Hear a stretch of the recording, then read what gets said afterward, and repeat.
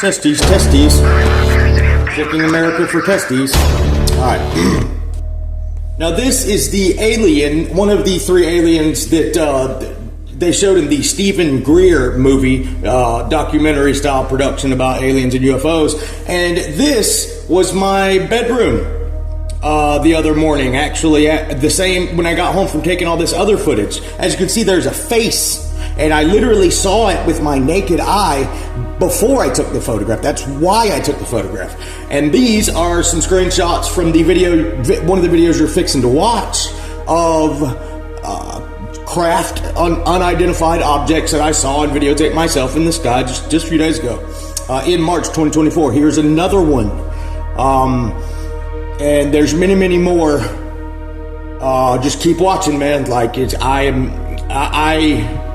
wouldn't fake anything, but even though, like, I am dyed in the wool skeptic, all right?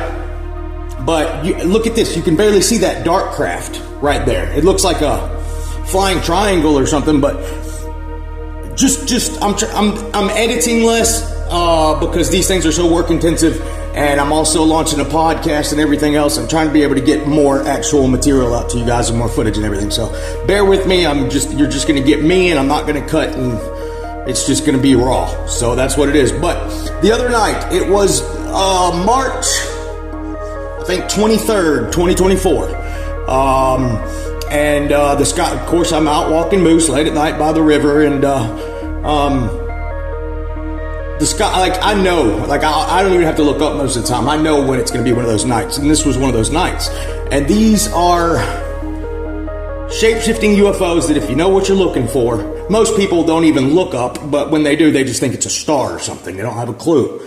And I'm not saying I'm some expert, but I know what to look for, and I know how to show you that it doesn't belong up there.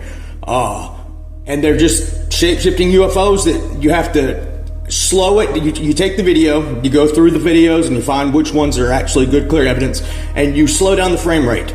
You slow down the frame rate so that you can see the shape-shifting positions that it adapts to and maintains. And you also have to understand that not only is it possible that these, whatever they are in the sky, operate at a different frequency than we do, which is really the best theory I've heard on it, but they might exist outside of time altogether. But you have to take the video, slow it down, and that's what I did here. And this is a freeze frame from the middle of the video, one of the times that you could actually see it very well, and it takes different shapes. And I'm zooming in here.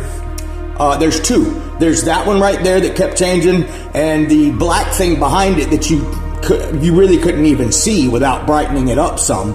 But it's almost as if a United States military craft, top secret TR-3B, Black Triangle, Black Manta kind of anti-gravity craft or something, is following this thing. It's as if it is engaging something. Look at the darker outline behind it. Unknown. And it shapeshifts into all these different sort of mechanical looking. I've been saying these things have technology that makes them like Transformers. I've been saying that ever since 2017 when I saw that one. But shape-shifting, and there's either one of ours up there engaging it, and that is the dark one, the one that you cannot see. It is camouflaged, or it's all one huge craft, and most of it is camouflaged except for the light.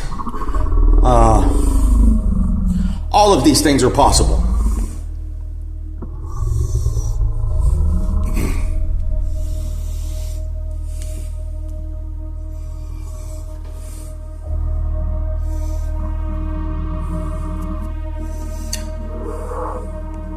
I usually do a lot of it myself just to make the video more. Basically, you could pause it right now, and then you zoom in, and then you look at it, and it's going to be a different shape. Okay, so I'm going to let y'all do that on this one. I've done it for some of the really, really better looking ones, but man, it even turns into a Maltese cross here, an iron cross, a Masonic cross several times.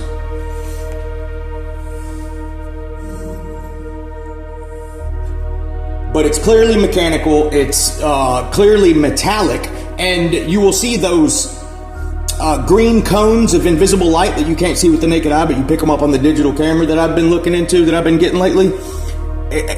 We were standing in one while we were videotaping the craft.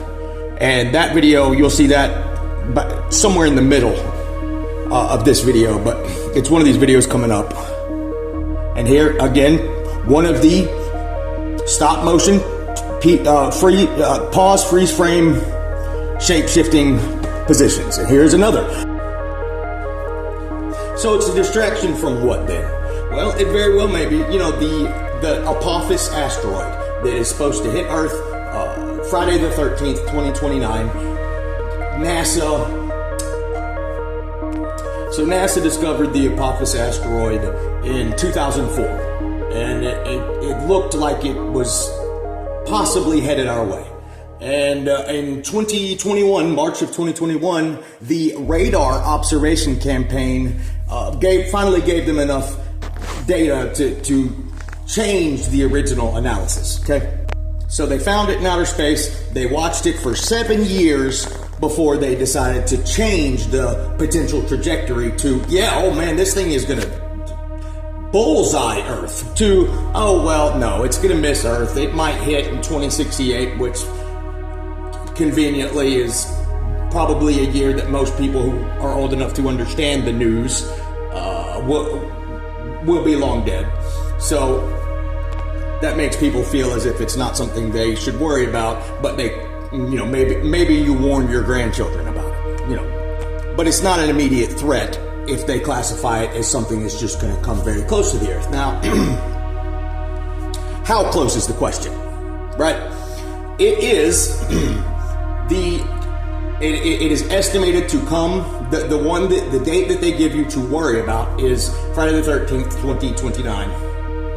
And it will come 1/20th, that is 5% of the distance on the Earth's side between the Earth and the Moon, okay? 1/20th from the Earth to the Moon, and they're saying it's just going to slingshot around Earth and continue on its orbit and go out the other side. Now, I don't have a PhD and I didn't finish college quite yet, but the Earth is quite a bit bigger, and that they teach us about gravity in school. Maybe that they should rehash that out in discussion, whether or not they should even teach us about gravity, because when they do that, sometimes we figure things out. But if it's going to come between the Earth and the satellites that we've been launching into near Earth orbit that are so close they can freaking take a photograph of what you are looking at on your cell phone from space. I mean, that's how close they are to the Earth. And this asteroid is going to sling inside of the satellites, between the Earth and our satellites, and 1/20th the distance between the Earth and the Moon, but not hit Earth. They are very, very sure that it won't hit Earth. Okay? Now, that data that they have, I know we've been going to space ever since the 1950s and all, but anything could happen. Like the sun, whenever it heats things up in outer space, can propel it in one direction or another.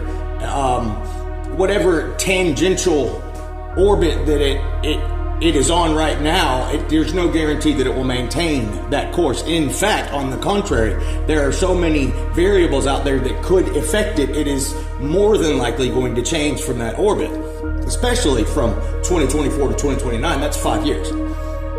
You've got the heat from the sun that will reflect off of it and cause it to have a low pressure side and a high pressure side. The high pressure side will be on the side that is doing the heating as the material expands and perhaps breaks off. And then you've also got the gravity, and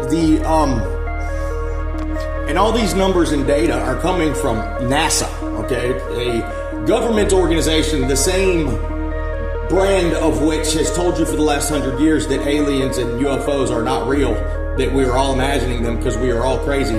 And now they've come out and told us that they are real. Remember, this is the same government, okay? And we're supposed to believe them that the asteroid is going to come that close to our planet, but don't worry about it. It's not a big deal. Why would they tell us then? Okay, first of all, if they really thought it was going to hit, I don't think they would tell us. You would see things happening like the elites going into their underground bunkers and deciding to live in the sides of mountains, and everyone would be buying up land and guns, and everything would be crazy. You'd have riots, and every society would disintegrate before your eyes. You know, that's what some of the early warning signs. The weather would change. The sky would look different. Okay? That's what's happening, though. See, that's the thing. All of these things are happening, and at an accelerating rate. They keep telling us that we are the reason that the globe is getting warmer, and it's because we use too much. We are too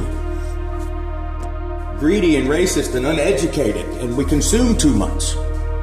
And we therefore should feel guilty because we are killing the earth. And that's why all of the different weather phenomenon are changing like they are. But for whatever reason, these same people who their solution to this crisis is to shut down America, shut down all of America's oil pipelines and energy that comes from, and fossil fuel energy that we have been using reliably for the past 100 years. While all around the world, places like China, they are actually stepping up their production of fossil fuel, coal power plants, and oil pipelines. And literally, like, America is the only one that they are trying to dial back, which they know, and they admit that it will cause damage to the economy, right? But the economy shouldn't matter whenever you're faced with certain extinction because you and the cows fart too much and you eat too much meat and you drive your car to work instead of walking every day, and you want to be paid a fair wage for the work slave labor that you put in from 9 to 5, 8 days a week. They are telling you, Chicken Little, that the sky is falling and that it's your fault. It's your fault. They are shutting down America while building at an accelerating pace China. Why? Because China has ideologies that the elites like, and I'll be honest, some of it I am intrigued by. I'm an open-minded, creative, innovative, forward-thinking individual. I am paleo-conservative. So basically, global warming happens in America.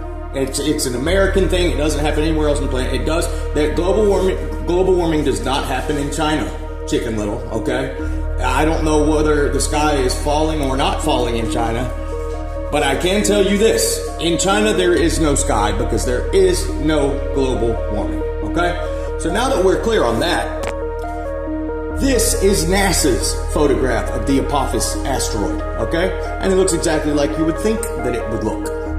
Except for it looked like it was, from Space Invaders on the Atari 2600, but it's very Minecrafty and beep bop boop bop dot matrix. It's blocky. It's not very good quality, but you can look at it and you can tell it looks like a piece of charcoal that you made by setting out a piece of Swiss cheese and